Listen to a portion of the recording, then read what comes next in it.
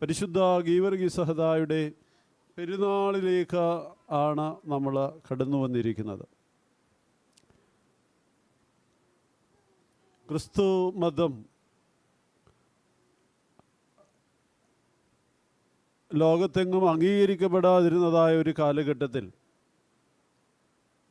ക്രിസ്തുവിനെ രക്ഷകനായി സ്വീകരിച്ച് അവന് വേണ്ടി പീഡകളും പ്രയാസങ്ങളും സഹിച്ച് മരണം വരിച്ചവരായ നൂറുകണക്കിന് ആയിരക്കണക്കിന് വിശുദ്ധന്മാരും സഹദന്മാരും ഒക്കെ ഉണ്ടായിട്ടുണ്ട്. അവരുടെ പീഡകളിൽ നിന്നും അവരുടെ രക്തത്തിൽ നിന്നും അവരുടെ ജീവനിൽ നിന്നുമാണ് അനേകമായ നാമ്പുകൾ മുളച്ചു വന്ന ക്രിസ്തീയ വിശ്വാസം ലോകമെങ്ങും പടർന്നു പോകുന്നത്. അങ്ങനെ ലോകത്തിൽ ക്രിസ്തുവിനെ സാക്ഷിച്ചതായ, ക്രിസ്തുവിന് വേണ്ടി ജീവൻ വെച്ചതായ ഒരു മഹാപരിശുദ്ധൻ, ആ പരിശുദ്ധൻ്റെ പെരുന്നാളിലേക്കാണ് നമ്മൾ അടുത്തു വന്നിരിക്കുന്നത്. അദ്ദേഹം 4-ാം നൂറ്റാണ്ടിൻ്റെ ആദ്യ കാലഘട്ടത്തിൽ ജീവിച്ചിരുന്നതായ ഒരു ഹിസ്റ്റോറിക്കൽ പേഴ്സൺ, ഒരു ലെജൻഡ് അല്ല, ഒരു ഹിസ്റ്റോറിക്കൽ പേഴ്സൺ ആണ് എന്ന പരിശുദ്ധ സഭ പൂർണ്ണമായും വിശ്വസിക്കുന്നു. നാമെല്ലാവരും വിശ്വസിക്കുന്നു. മാത്രമല്ല, അദ്ദേഹത്തിൻ്റെ മധ്യസ്ഥത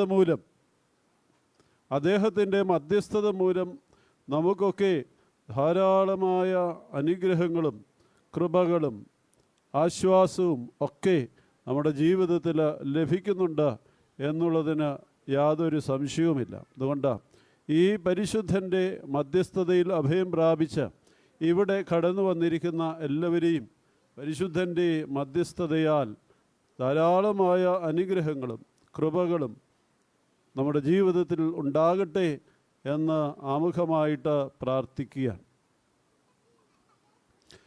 എനിക്കറിയാം ഇതൊരു വലിയ പ്രസംഗത്തിൻ്റെ സമയമല്ല എന്നുള്ളത്. ഞാനിന്ന് നിങ്ങളുമായിട്ട് പങ്കിടുവാനായിട്ട് ആഗ്രഹിക്കുന്നതായ ഒരു വചനഭാഗം എഫേസ്യ ലേഖനം 3-ാം അധ്യായമാണ്. അതിൻ്റെ 14 മുതൽ 19 വരെയുള്ളതായ വാക്യങ്ങൾ ഞാനൊന്ന് വായിക്കാം. അത് നിമിത്തം ഞാൻ സ്വർഗത്തിലും ഭൂമിയിലുമുള്ള സകല കുടുംബത്തിനും പേർ വരുവാൻ കാരണമായ പിതാവിൻ്റെ സന്നിധിയിൽ മുട്ടുകുത്തുന്നു. അവൻ തൻ്റെ മഹത്വത്തിൻ്റെ ധനത്തിനൊത്തവണ്ണം അവൻ്റെ ആത്മാവിനാൽ നിങ്ങൾ അകത്തെ മനുഷ്യനെ സംബന്ധിച്ച് ശക്തിയോടെ ബലപ്പെടേണ്ടതിനും ക്രിസ്തു വിശ്വാസത്താൽ നിങ്ങളുടെ ഹൃദയങ്ങളിൽ വസിക്കേണ്ടതിനും വരം നൽകണമെന്ന് നിങ്ങൾ സ്നേഹത്തിൽ വേരൂന്നി അടിസ്ഥാനപ്പെട്ടവരായി വീതിയും നീളവും ഉയരവും ആഴവും എന്ത് എന്ന സകല വിശുദ്ധന്മാരോടും കൂടെ ഗ്രഹിക്കുവാനും പരിജ്ഞാനത്തെ കവിയുന്നതായ ക്രിസ്തുവിൻ്റെ സ്നേഹത്തെ അറിയുവാനും പ്രാപ്തരാകുകയും ദൈവത്തിൻ്റെ എല്ലാ നിറവിനോളം നിറഞ്ഞു വരികയും ചെയ്യണം എന്ന് ഞാൻ പ്രാർത്ഥിക്കുന്നു. അപ്പോൾ ഈ വേദഭാഗം ആരംഭിക്കുന്നതും അവസാനിക്കുന്നതും ആ ഭാഗങ്ങളിൽ നിന്ന് നമുക്ക് മനസ്സിലാകുന്നതായ ഒരു കാര്യം, ഇതൊരു പ്രാർത്ഥനയാണ്. സകലത്തിനും, സ്വർഗത്തിലും ഭൂമിയിലുള്ള സകല കുടുംബത്തിലും പേരെഴുതപ്പെടുന്നതായ പിതാവിൻ്റെ മുമ്പാകെ ഞാൻ മുട്ടുകുത്തുന്നു എന്ന് പറഞ്ഞുകൊണ്ടാണ്, അവസാനം ഞാൻ പ്രാർത്ഥിക്കുന്നു എന്ന് പറഞ്ഞുകൊണ്ടാണ് പരിശുദ്ധനായ പൗലോസ് അപ്പോസ്തലൻ ഈ ഭാഗം അവസാനിപ്പിക്കുന്നത്.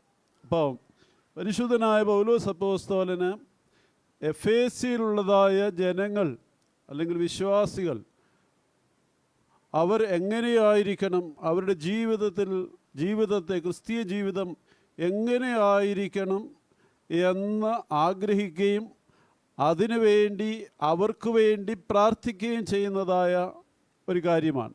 അപ്പം ജനത്തിനു വേണ്ടി പ്രാർത്ഥിക്കുന്ന പൗലോസ് അപ്പോസ്തലൻ ജനം എങ്ങനെയായിരിക്കണം, അവരുടെ ജീവിതത്തിൽ ക്രിസ്തുവിൻ്റെ സാന്നിധ്യം എന്തായിരിക്കണം എന്ന് അവിടെ ഓർപ്പിക്കുകയാണ്.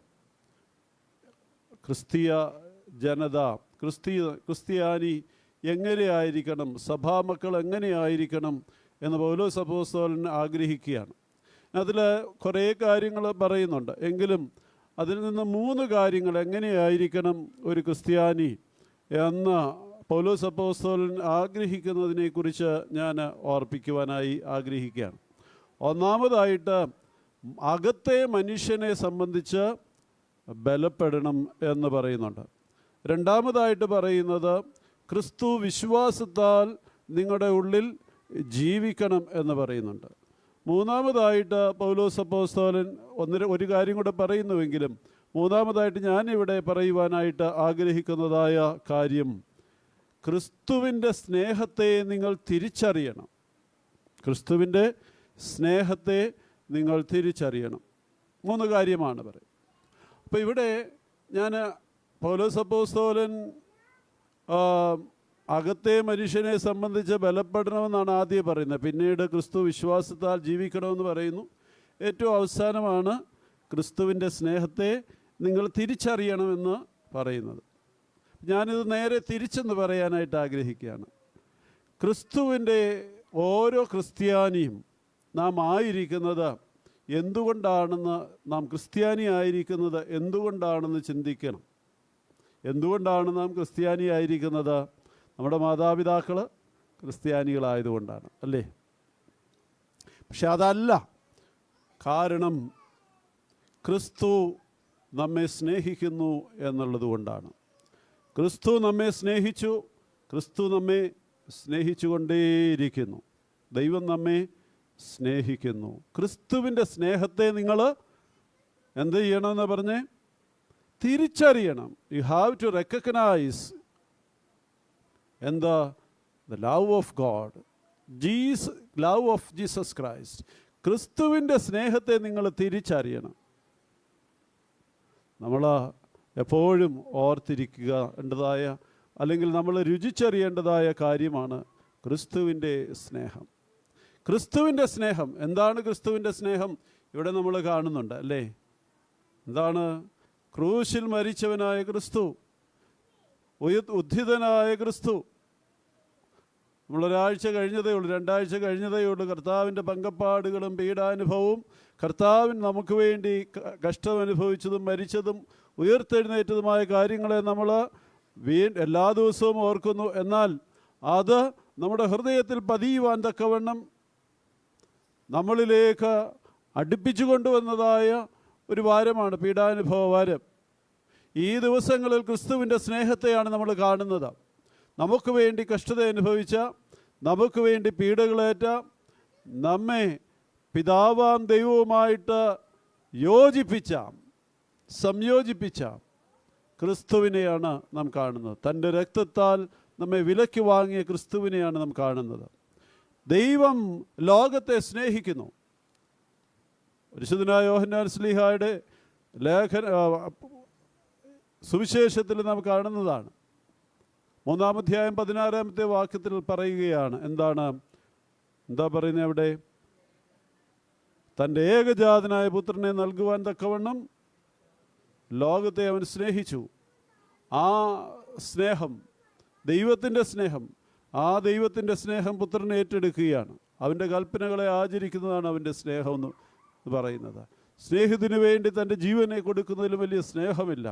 ജീവനെ നൽകിയ ക്രിസ്തുവിൻ്റെ സ്നേഹം, ഈ ലോകത്തിലേക്ക് താണിറങ്ങി വന്ന ക്രിസ്തുവിൻ്റെ സ്നേഹം, നമ്മെപ്പോലെ ഒരുവനായി ലോകത്തിൽ ജീവിച്ച ക്രിസ്തുവിൻ്റെ സ്നേഹം, തൻ്റെ ജീവനെ മറുവിലയായി നൽകിയ ദൈവത്തിൻ്റെ സ്നേഹം, ഇന്നും നമ്മെ സ്നേഹിക്കുന്ന, പാപത്തിൽ നിന്ന് നമ്മെ രക്ഷിക്കുന്ന, ശത്രുക്കളിൽ നിന്ന്, പകയൻ മരണത്തിൽ നിന്ന് നമ്മെ രക്ഷിക്കുന്ന ക്രിസ്തുവിൻ്റെ സ്നേഹത്തെ നാം തിരിച്ചറിയണം എന്നാണ് പരിശുദ്ധനായ പൗലോസ് അപ്പോസ്തലൻ നമ്മിൽ നിന്ന് ആഗ്രഹിക്കുന്നത്. അതുകൊണ്ട് എന്നെയും നിങ്ങളെയും ക്രിസ്തു സ്നേഹിക്കുന്നു എന്ന് നാം മനസ്സിലാക്കുക. ഈ 2-ാം നൂറ്റാണ്ടിൽ ജീവിച്ചിരുന്നതായ സ്മിർണായിലെ മാർ പോളിക്കർപ്പോസ് എന്ന് പറയുന്ന ഒരു പിതാവുണ്ട്. നിങ്ങൾ പലപ്പോഴും കേട്ടിട്ടുള്ളതായ കാര്യമായിരിക്കും അദ്ദേഹത്തിൻ്റെ ഒരു വാചകം. അദ്ദേഹം 80 വയസ്സുള്ളതായ ഒരു മനുഷ്യനാണ്. അദ്ദേഹത്തോട് പറയുകയാണ്, നീ ക്രിസ്തീയ മതം ഉപേക്ഷിക്കണം, ഇല്ലെങ്കിൽ നിന്നെ കൊന്നുകളയുമെന്ന് പറയുമ്പോൾ അദ്ദേഹം പറയുന്നുണ്ട്, ഈ 80 വർഷക്കാലം അവൻ എന്നെ സ്നേഹിച്ചു, അവൻ എനിക്ക് യാതൊരു ഉപദ്രവവും ചെയ്തിട്ടില്ല, പിന്നെ ഞാൻ എങ്ങനെ അവനെ തള്ളിപ്പറയും? 80 വർഷക്കാലം അവനെ സേവിച്ചു, അവനെന്നെ സ്നേഹിച്ചു, ഇനി ഞാൻ അവനെ തള്ളിക്കളയുകയില്ല. ഒരിക്കൽ ഒരു ആശുപത്രിയിൽ ഒരു 6 വയസ്സുകാരനായ ഒരു കുഞ്ഞ് രോഗവുമായി മല്ലിട്ട് മരണത്തെ മുഖാമുഖം കണ്ട് കിടക്കുകയാണ്. ഡോക്ടേഴ്സ് പറഞ്ഞു, ഇനി അധിക ദിവസമൊന്നും ഇവന് മുന്നോട്ടില്ല, അതുകൊണ്ട് കാണാനുള്ളവർക്കൊക്കെ വന്ന് കാണാമെന്ന് പറഞ്ഞു. അപ്പോൾ നമ്മളെല്ലാവരും ആശുപത്രിയിൽ പോകും, നമ്മുടെ പ്രിയപ്പെട്ടവരെ പോയി കാണും, അവസാനമായിട്ട് കാണും. എങ്ങനെയാണ് കാണുന്നത്? കരഞ്ഞ മുഖത്തോടും കണ്ണുനീരോടും അല്ലേ, വീങ്ങിയ മുഖത്തോടും ഒക്കെയാണ് നമ്മൾ കാണുന്നത് നമ്മുടെ പ്രിയപ്പെട്ടവരെ. മരണത്തിലേക്ക് അടുക്കുന്നവരെ നാം പോയി കാണുകയാണ്. നമ്മളല്ലാതെ പോയി കാണത്തില്ലല്ലോ അല്ലേ? ചിരിച്ചുകൊണ്ട് കാണുമോ? ഇല്ല. ഇങ്ങനെ എല്ലാവരും വന്ന് ഈ കുഞ്ഞിനെ കണ്ടു, അവനെ പിടിച്ച് മുത്തം കൊടുത്തു, അവന് വേണ്ടുന്നതായ സ്നേഹവും ഒക്കെ പകർന്നു കൊടുത്തു. പക്ഷേ അവിടെ ഒരു സ്ത്രീ കടന്നു വന്നിട്ട് ആ കുഞ്ഞിനോട് പറയുന്നതായ ഒരു കാര്യമുണ്ട്. മോനെ, നിന്നെ ദൈവം സ്നേഹിക്കുന്നു, നിനക്ക് നല്ലൊരു മാതാപിതാക്കളെ ദൈവം തന്നു, അവർ നിന്നെ ഇത്രത്തോളമൊക്കെ വഴി നടത്തി. പക്ഷേ ഇപ്പോൾ തമ്പുരാൻ്റെ അടുക്കലേക്ക് ചെല്ലണമെന്നാണ് അതിനാണ് അവൻ നിന്നെ വിളിക്കുന്നത്, അവൻ നിന്നെ സ്നേഹിക്കുന്നു എന്ന് പറഞ്ഞപ്പോൾ ഇത്രയും നേരം കരഞ്ഞുകൊണ്ടിരുന്നതായ വിങ്ങിപ്പൊട്ടിക്കൊണ്ട് അല്ലെന്നുണ്ടെങ്കിൽ ഒരു തരത്തിൽ നിസ്സംഗനായി നിന്നതായ ഈ കുഞ്ഞ് പെട്ടെന്ന് ഒന്ന് ചാടി എഴുന്നേറ്റിട്ട് പറയുകയാണ്, ഒരിക്കൽ കൂടെ ഇതൊന്ന് പറയാമോ എന്ന്. ക്രിസ്തു നമ്മെ സ്നേഹിക്കുന്നു. നമുക്കാർക്കെങ്കിലും പറയാനൊക്കുമോ ക്രിസ്തു എന്നെ സ്നേഹിക്കുന്നില്ല എന്ന്? എൻ്റെ ജീവിതത്തിൽ ക്രിസ്തു ഇടപെട്ടിട്ടില്ല എന്ന് പറയാനൊക്കുമോ? ക്രിസ്തു നമ്മെ സ്നേഹിക്കുന്നുണ്ട്. പ്രിയമുള്ളവരെ, ക്രിസ്തു നമ്മെ സ്നേഹിക്കുന്നു. ഈ ക്രിസ്തുവിനെ നാം തിരിച്ച് സ്നേഹിക്കുവാൻ കഴിയണം. പരിശുദ്ധനായ പൗലോസ് അപ്പോസ്തലൻ പറയുന്നതായ കാര്യമുണ്ട്, ക്രിസ്തുയേശുവിനുള്ളതായ സ്നേഹത്തിൽ നിന്ന് എന്നെ ആർ വേർപെടുത്തും? മരണത്തിനോ ജീവനോ, ഉയരത്തിനോ ആഴത്തിനോ, വരുവാനുള്ളതിനോ ഇപ്പോഴുള്ളതിനോ വരുവാനുള്ളതിനോ മറ്റ് യാതൊരു സൃഷ്ടിക്കും ക്രിസ്തുയേശുവിലുള്ള സ്നേഹത്തിൽ നിന്ന് തന്നെ വേർപിരിക്കുവാൻ കഴിയുകയില്ല. ക്രിസ്തുവിനെ സ്നേഹിക്കുവാൻ നമുക്ക് കഴിയണം. ക്രിസ്തു നമ്മെ സ്നേഹിച്ചു, നമുക്ക് ക്രിസ്തുവിനെ സ്നേഹിക്കാം.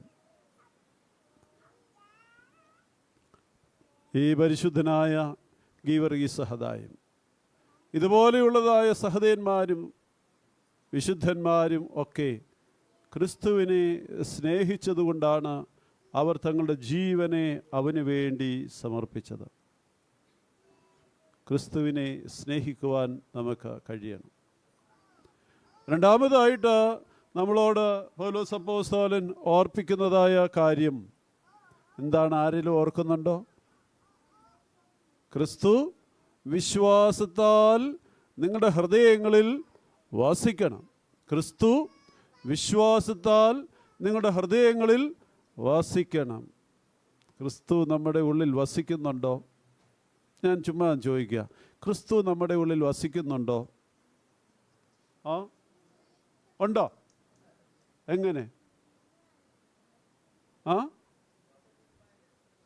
അവിടെ പറഞ്ഞ കൃത്യമായ ഉത്തരമാണ്. ക്രിസ്തു ഫിസിക്കലായിട്ട് നമ്മുടെ ഉള്ളിൽ വസിക്കുന്നുണ്ട്. ക്രിസ്തുവിൻ്റെ ആലയമാണ് നമ്മൾ, അല്ലേ? ക്രിസ്തു നമ്മളിൽ വസിക്കുകയാണ്. എന്നാൽ ക്രിസ്തു നമ്മളിൽ വസിക്കുന്നെങ്കിൽ നമ്മൾ എങ്ങനെയായിരിക്കണം? ഏ മറ്റൊരു ക്രിസ്തുവായി നമ്മളാകണം, അല്ലേ? നമ്മളങ്ങനെയാണോ? അതാണ് നമ്മളോടുള്ള ചോദ്യം. ക്രിസ്തു നമ്മുടെ ഉള്ളിൽ വസിക്കുന്നുവെങ്കിൽ നാം മറ്റൊരു ക്രിസ്തുവായി മാറണം. എന്ന് പറഞ്ഞാൽ എന്തൊക്കെ ഉണ്ടാകണം? നമ്മളിൽ ഒന്നാമതായിട്ട് എവിടെയാണ് ദൈവം വസിക്കുന്നത്? ഹൃദയങ്ങളിലൊന്നല്ല. ഞാൻ വിശുദ്ധനായിരിക്കുന്നത് പോലെ നിങ്ങളും വിശുദ്ധരായിരിക്കുവിൻ. വിശുദ്ധിയാണ് ഒന്നാമത്തെ. ക്രിസ്തു വസിക്കുന്നെങ്കിൽ, നമ്മുടെ ഉള്ളിൽ ക്രിസ്തു വസിക്കുന്നുവെങ്കിൽ നമ്മൾ ഒന്നാമത് വിശുദ്ധിയുള്ളവരായിരിക്കും എന്നുള്ളതാണ്. നമ്മൾക്ക് നമ്മുടെ ജീവിതത്തിൽ വിശുദ്ധിയുണ്ടെങ്കിൽ, അല്ലെങ്കിൽ നമ്മുടെ ജീവിതത്തെ വിശുദ്ധമായി നാം പാലിക്കുന്നുവെങ്കിൽ, വിശുദ്ധമായി നമ്മുടെ ശരീരത്തെയും മനസ്സിനെയും ആത്മാവിനെയും കാത്തു സൂക്ഷിക്കുവാൻ നമുക്ക് കഴിയണം. സകല മാലിന്യങ്ങളിൽ നിന്നും നമ്മുടെ ആത്മാവിനെയും ശരീരത്തെയും കാത്തു സൂക്ഷിക്കുവാൻ നമുക്ക് കഴിയണം. ക്രിസ്തു നമ്മിൽ ജീവിക്കുന്നുവെങ്കിൽ ക്രിസ്തു ചെയ്യുന്നതായ, അല്ലെങ്കിൽ അവനെ അനുകരിക്കണം. ഞാൻ ക്രിസ്തുവിൻ്റെ അനുകാരിയായിരിക്കുന്നത് പോലെ നിങ്ങളും എൻ്റെ അനുകാരിയായിരിക്കുവിൻ എന്ന് പറയുന്നുണ്ട്. അതാണല്ലോ ക്രിസ്ത്യാനി എന്ന് പറയുന്നത്, ക്രിസ്തുവിനെ അനുകരിക്കുന്നവർ. അപ്പോൾ ക്രിസ്തുവിനെ അനുകരിക്കുന്നവരായി നാം ആയിത്തീരണം എന്ന് പറഞ്ഞാൽ എന്താണ്? എന്താ ക്രിസ്തുവിനെ അനുകരിക്കുക എന്ന് പറഞ്ഞാൽ? ഞാൻ ക്രിസ്തുവിനെ അനുകരിക്കുന്നു എന്ന് പറയുന്നതാണോ? എന്നെ കർത്താവേ കർത്താവേ എന്ന് വിളിക്കുന്നവരല്ല, ഇഷ്ടം ചെയ്യുന്നവരാകുന്നു, അല്ലേ?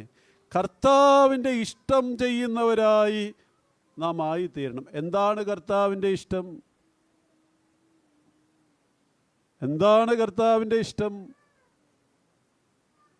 കർത്താവിൻ്റെ ഇഷ്ടം എന്ന് പറഞ്ഞാൽ അവനെ പോലെ താഴ്മയുള്ളവരും, അവനെ പോലെ കരുണയുള്ളവരും, അവനെ പോലെ സ്നേഹമുള്ളവരും, അവനെ പോലെ മറ്റുള്ളവരെ തന്നേക്കാൾ ശ്രേഷ്ഠനെന്ന് എണ്ണുന്നവനും, മറ്റുള്ളവർക്ക് വേണ്ടി തൻ്റെ ജീവനെ നൽകുന്നവനും ആണ് ക്രിസ്തു. ക്രിസ്തുവിൻ്റെ അടുക്കൽ വന്ന ആരും നൊമ്പരപ്പെട്ട് തിരികെ പോയിട്ടില്ല, അല്ലേ?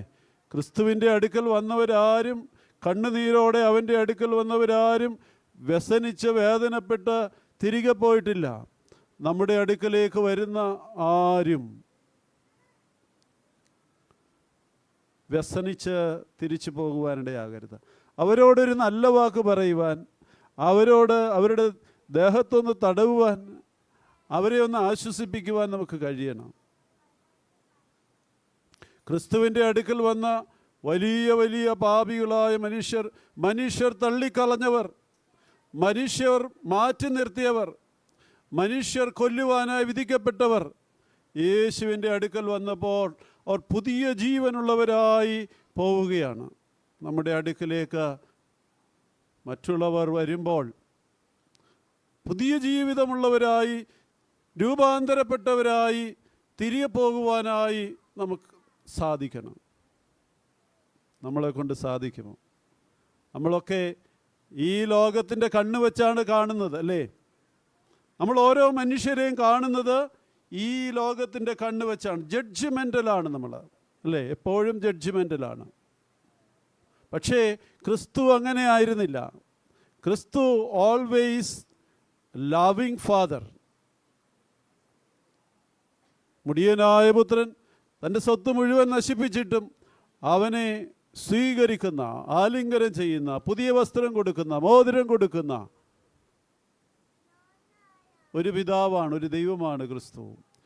പാപിനിയായ സ്ത്രീയെ കല്ലെറിഞ്ഞു കൊണ്ടുവരുവാൻ വരുമ്പോൾ അവളോട്, മകളെ നിന്റെ പാപം ക്ഷമിച്ചുവെന്ന് പറയുന്നവനാണ് ക്രിസ്തു. ആരാണ് നീതിമാൻ? ക്രിസ്തു എങ്ങനെ നീതിമാനാകും? രാവിലെ 9 മണി സമയത്ത് വന്നതായ വേലക്കാരനും 11 മണി സമയത്ത് വന്നതായ വേലക്കാരനും തുല്യമായ കൂലി നൽകുന്നവനെ എങ്ങനെ നീതിമാനെന്ന് വിളിക്കുവാനായി സാധിക്കും? സാധിക്കുമോ? നമ്മൾ 10 മണിക്കൂർ 8 മണിക്കൂർ ജോലി ചെയ്തവനും 1 മണിക്കൂർ ജോലി ചെയ്തവനും ഒരേ കൂലി കൊടുക്കുന്നവനാണ് ദൈവമെങ്കിൽ അവനെ എങ്ങനെ നീതിമാനെന്ന് വിളിക്കുവാനായി സാധിക്കും? അവിടെയാണ് നമുക്ക് തെറ്റിയത്. അവിടെയാണ് നമുക്ക് തെറ്റുന്നത്. അവിടെയാണ് ദൈവത്തിൻ്റെ ഇച്ഛയും മനുഷ്യൻ്റെ ഇച്ഛയും മനുഷ്യൻ്റെ തീരുമാനങ്ങളും ദൈവത്തിൻ്റെ തീരുമാനങ്ങളും വ്യത്യസ്തമാകുന്നത്. പഴയ നിയമത്തിൽ മനുഷ്യൻ്റെ തീരുമാനം പറയുന്നുണ്ട്, കണ്ണിന് പകരം കണ്ണ്, പല്ലിന് പകരം പല്ല്. എന്നാൽ ഞാനോ നിങ്ങളോട് പറയുന്നു, ക്രിസ്തു പറയുകയാണ്, ഞാനോ നിങ്ങളോട് പറയുന്നു. എന്താണ്? നിങ്ങളുടെ ഒരു കരണത്തടിക്കുന്നവൻ ചെകിട്ടത്തടിക്കുന്നവന് മറ്റേതും കാണിച്ചു കൊടുക്കുക. ദൈവത്തിൻ്റെ ക്രിസ്തുവിൻ്റെ ആഗ്രഹവും ക്രിസ്തുവിൻ്റെ ചിന്തയും മനുഷ്യൻ്റെ ചിന്തയും തമ്മിലുള്ളതായ വ്യത്യാസം അതാണ്. ലോകത്തിൻ്റെ ചിന്തയും തമ്മിലുള്ളതായ വ്യത്യാസം അതാണ്. അതുകൊണ്ട് പ്രിയമുള്ളവരെ, ക്രിസ്തു നമ്മിൽ വിശ്വാസത്താൽ ജീവിക്കണം. ക്രിസ്തു നമ്മുടെ ഉള്ളിൽ വിശ്വാസത്താൽ ജീവിക്കുന്നവരായി, ക്രിസ്തുവിൻ്റെ ഫലം ക്രിസ്തുവിൻ്റെ ഇഷ്ടം ചെയ്യുന്നവരായി നാം ആയിത്തീരണം എന്ന് ഓർപ്പിക്കുകയാണ്. മൂന്നാമതായിട്ട് ഒരു കാര്യം കൂടെ വളരെ ചുരുക്കത്തിൽ പറഞ്ഞുകൊണ്ട് 8:30 ഞാൻ അവസാനിപ്പിക്കാം. എന്താണ് ആദ്യമേ പറഞ്ഞ ഏതായിരുന്നു? ഓർക്കുന്നുണ്ടോ? ആരെങ്കിലും ഓർക്കുന്നുണ്ടോ? അകത്തെ മനുഷ്യനെ സംബന്ധിച്ച് ബലപ്പെടണം. ആരായി അകത്തെ മനുഷ്യൻ? ഒരു മനുഷ്യനുണ്ടോ അകത്ത്? ഉണ്ട്. നമ്മുടെ ഉള്ളിലൊരു മനുഷ്യനുണ്ട്. പുറമേയുള്ള മനുഷ്യനും അകമേയുള്ള മനുഷ്യനുമുണ്ട്. പൗലോസ് അപ്പോസ്തലൻ പല പ്രാവശ്യം ഇത് പറയുന്നുണ്ട്. അകമേയുള്ള മനുഷ്യൻ ബലപ്പെട്ടെങ്കിൽ മാത്രമേ നമ്മുടെ പുറമേയുള്ള മനുഷ്യന് ബലപ്പെടുത്തുവാൻ കഴിയുകയുള്ളൂ. ക്രിസ്തുവിൻ്റെ സ്നേഹം നാം തിരിച്ചറിയുമ്പോൾ നാം അവനിൽ വിശ്വസിക്കും. ക്രിസ്തുവിൻ്റെ സ്നേഹം നാം തിരിച്ചറിയുമ്പോൾ നാം അവനിൽ വിശ്വസിക്കും. അവനിൽ വിശ്വസിക്കുമ്പോൾ അവൻ നമ്മുടെ ഉള്ളിൽ വാഴണം. അങ്ങനെ ക്രിസ്തു വാഴുമ്പോഴാണ്, ക്രിസ്തുവിന് ഒന്നാമത്തെ സ്ഥാനം കൊടുക്കുമ്പോഴാണ് ഈ ലോകത്തിലുള്ളതായ മനുഷ്യനെ നമുക്ക് നിരസിക്കുവാനായി സാധിക്കുകയുള്ളൂ. അകത്തെ മനുഷ്യൻ ബലപ്പെടുകയാണെങ്കിൽ ലോകത്തിൽ യാതൊരു ശക്തിക്കും നമ്മെ കീഴ്പ്പെടുത്തുവാനായി സാധിക്കുകയില്ല. ലോകത്തിലുള്ളതായ യാതൊരു ഇച്ഛയ്ക്കും നമ്മെ കീഴ്പ്പെടുത്തുവാനായി സാധിക്കുകയില്ല. ലോകത്തിലുള്ളതായ യാതൊരു ശക്തിക്കും നമ്മെ കീഴ്പ്പെടുത്തുവാനായി സാധിക്കുകയില്ല. പലപ്പോഴും ആരാണ് ജയിക്കുന്നത്? പൗലോസ് അപ്പോസ്തലൻ പറയുന്നുണ്ട്, ഞാൻ നന്മ ചെയ്യുവാൻ ആഗ്രഹിക്കുന്നുവെങ്കിലും ഞാൻ ഇച്ഛിക്കാത്തതായ തിന്മയത്രേ ചെയ്യുന്നത്. യേശു തമ്പുരാൻ പറയുന്നു, ജഡമോ എന്താ പറയുന്നത്?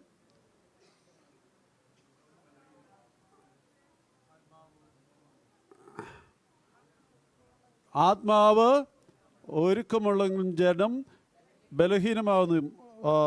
ഗത്സമനായിൽ വെച്ച് പ്രാർത്ഥിക്കുമ്പോൾ ശിഷ്യന്മാരോട് പറയുന്നതായ കാര്യമാണ്. ഈ ആത്മാവ് നമ്മുടെ ബാഹ്യമായ നമ്മുടെ ജഡം ബലഹീനമാകുന്നു. ഈ ബലഹീനമായ ആത്മാവ് ഒരുക്കമുള്ളതാകുന്നു, ജഡമോ ബലഹീനമാകുന്നു. ഈ ഒരുക്കമുള്ളതായ ആത്മാവ് പലപ്പോഴും ക്ഷീണിതനായി പോകുന്നതായ അവസ്ഥയാണ്. നമ്മൾ ആഗ്രഹിക്കുന്ന നന്മയേക്കാൾ ആഗ്രഹിക്കാത്തതായ തിന്മയെ ചെയ്യുവാനായി നാം കമ്പൽ ചെയ്യപ്പെടുകയാണ്. കാരണം ലോകം അത്രമേൽ നമ്മുടെ മേൽ പിടിമുറുക്കിയിരിക്കുകയാണ്. ലോകമാണ് നമ്മളെ ഭരിക്കുന്നത്. നമ്മുടെ ഇഷ്ടമാണോ? പലപ്പോഴും ലോകത്തിൻ്റെ ഇഷ്ടമനുസരിച്ച് പോകുവാനായിട്ടാണ് നമ്മൾ ആഗ്രഹിക്കുന്നത്. എന്നാൽ ആത്മാവിൽ ബലപ്പെടുവാൻ നമുക്ക് കഴിയണം. അകത്തെ മനുഷ്യനെ ബലപ്പെടുത്തുവാൻ നമുക്ക് കഴിയണം. അകത്തെ മനുഷ്യൻ ബലപ്പെടുന്നത് എപ്പോഴാണെന്ന് ചോദിച്ചാൽ ക്രിസ്തു നമ്മിൽ കുടിയിരിക്കുമ്പോഴാണ്. അതിനുവേണ്ടി പ്രാർത്ഥനയാലും ഉപവാസത്താലും ജാഗരണത്താലും നോമ്പിനാലും ഈ നമ്മുടെ ജീവിതത്തെ ഒരുക്കുവാനായി കഴിയണം. 2-ാം നൂറ്റാണ്ടിൽ ജീവിച്ചിരുന്നതായ ഒരു പിതാവാണ് ജസ്റ്റിൻ മാർട്ടിയർ. ഈ ജസ്റ്റിൻ മാർട്ടിയറോട് ഒരിക്കൽ അദ്ദേഹത്തെ വധിക്കുന്നതിന് തൊട്ട് മുമ്പായിട്ട് ആ ജഡ്ജി ചോദിക്കുന്നുണ്ട്, നീ വിചാരിക്കുന്നുണ്ടോ നീ വിശ്വസിക്കുന്നതായ ദൈവം നിന്നെ വീണ്ടും ഉയർത്തെഴുന്നേൽപ്പിക്കുമെന്ന്? അപ്പോൾ അദ്ദേഹം പറയുകയാണ്, ഞാൻ വിചാരിക്കുക മാത്രമല്ല, I believe that he will rise me again. He will raise me again with him. അപ്പം അവനോട് കൂടെ ഉയർത്തെഴുന്നേൽപ്പിക്കുമെന്ന് ഞാൻ വിശ്വസിക്കുന്നു എന്ന് പറയുകയാണ്. ഈ ലോകത്തിലുള്ളതായ എല്ലാത്തിനെയും തൃണകൾ ഗണിക്കുവാൻ നമുക്ക് കഴിയണം. 2-ാം ലോകമഹായുദ്ധകാലത്ത് ഒരു കത്തോലിക്ക ബിഷപ്പിനെ നാസി പട്ടാളം പിടിച്ചിട്ട് അയാളെ കൊല്ലുവാനായി ഇതുപോലെ തുടങ്ങുകയാണ്. അപ്പോൾ അദ്ദേഹത്തോട് പറയുകയാണ്, ഞങ്ങൾക്ക് നിന്നെ കൊല്ലുവാനുള്ളതായ അധികാരമുണ്ട്, അതുകൊണ്ട് നീ ക്രിസ്തുമതം ഉപേക്ഷിക്കുകയാണെങ്കിൽ ഞാൻ നിന്നെ കൊല്ലാതെ വിടാം എന്ന് പറയുമ്പോൾ ഈ ബിഷപ്പ് പറയുന്നതായൊരു കാര്യമുണ്ട്. എന്താണെന്നറിയാമോ? ഞാൻ എന്നേ മരിച്ചു കഴിഞ്ഞു. ഞാൻ എന്നേ മരിച്ചു കഴിഞ്ഞു. ഈ ലോകസംബന്ധമായി ഞാൻ മരിച്ചു കഴിഞ്ഞു. പ്രിയമുള്ളവരെ, അകത്തെ മനുഷ്യൻ ബലപ്പെടുമ്പോൾ ഈ ലോകത്തിലുള്ളതായ ഈ ജഡപരമായ യാതൊരു ആഗ്രഹങ്ങളും അതിനെ കീഴ്പ്പെടുത്തുവാനായി കഴിയുകയില്ല. അകത്തെ മനുഷ്യൻ ബലപ്പെടുമ്പോൾ ഈ മർത്യമായ ശരീരത്തിന് നമ്മെ കീഴ്പ്പെടുത്തുവാൻ കഴിയുകയില്ല. ഈ ജീവനേക്കാൾ വലിയതായ ഒരു ജീവൻ നമുക്കുണ്ട് എന്ന് പറയുവാനായിട്ട് കഴിയും. അതുകൊണ്ടാണ് ഗീവർഗീസ് സഹദായും കുറിയാക്കോസ് സഹദായും മറ്റു സഹദയന്മാരും ഒക്കെ വലിയ പീഡകൾ സഹിച്ചിട്ടും വലിയ പ്രതിസന്ധികൾ ജീവിതത്തിൽ വന്നിട്ടും മരണത്തോളം തങ്ങളെ തന്നെ ദൈവത്തിന് വേണ്ടി സമർപ്പിച്ചത്. പ്രിയമുള്ളവരെ, ക്രിസ്തുവിന് വേണ്ടി ജീവിക്കുവാൻ നമുക്ക് ഇടയാകണം. നമ്മെക്കുറിച്ച് ദൈവം ആഗ്രഹിക്കുന്നതായ 3 കാര്യങ്ങളാണ് പൗലോസ് അപ്പോസ്തലൻ ഓർപ്പിച്ചത് ഒരു ക്രിസ്ത്യാനിയെ സംബന്ധിച്ച്. ഒന്നാമതായിട്ട് അവൻ അകത്തെ മനുഷ്യനെ സംബന്ധിച്ച് ബലപ്പെടണം. രണ്ടാമതായിട്ട് ക്രിസ്തു വിശ്വാസത്താൽ നമ്മുടെ ഉള്ളിൽ ജീവിക്കണം. മൂന്നാമതായിട്ട് ക്രിസ്തുവിൻ്റെ സ്നേഹത്തെ തിരിച്ചറിയണം. ദൈവം നിങ്ങളെ എല്ലാവരെയും വാഴ്ത്തി അനുഗ്രഹിക്കട്ടെ.